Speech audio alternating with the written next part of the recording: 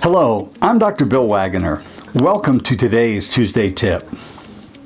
You, like me, are probably pretty tired of hearing about COVID, about masks, about vaccines, about all of it. But in spite of COVID fatigue, I ask you to indulge me while I share the results of a recent study from the August 2021 issue of the Journal of the American Dental Association. This article demonstrated that surgical masks, N95 masks, and Class 3 respirators were all effective in significantly reducing viral loads to an operator in the presence of aerosolized coronavirus. Also, when a face shield was used in combination with the masks, the viral loads on the exterior of the mask were well below detection limits. This was a lab study which simulated a clinical procedure in which a high-speed handpiece was run in the presence of artificial saliva that had been inoculated with a non-SARS coronavirus. Two mannequin heads were utilized and positioned to simulate a clinical situation.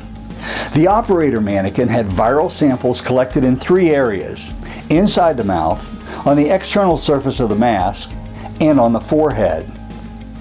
The researchers tested the efficacy of surgical masks, N95 masks, and Class 3 respirators, both with and without face shields. They also looked at the effect of high-volume evacuation on the spread of the aerosol.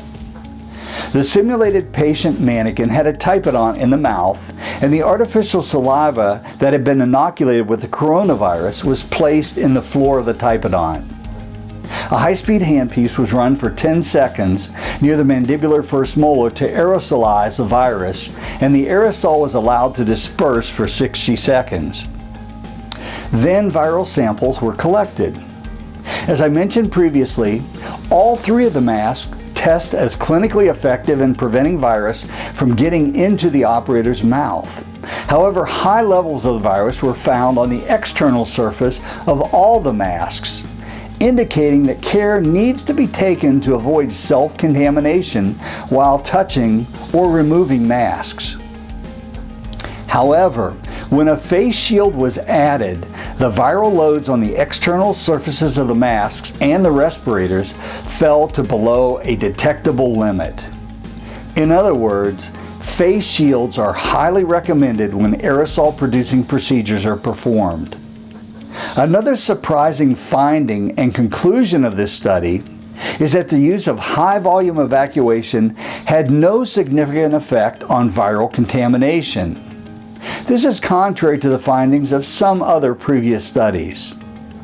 Now, there are a lot of details to the design of this innovative lab study that I don't have time to explain, so I recommend that you take a look at the article yourself. The reference is given on the screen. I'm optimistic that we're soon going to be out of all of this. But with or without COVID, I will continue to wear a high-quality surgical mask or better and continue working with a face shield. Most of us will also continue working with our high-volume evacuation since we're using it for a lot more than the potential removal of viruses. I encourage you to review the article and please stay safe. That's all for now. Thanks for listening. I'll see you next time.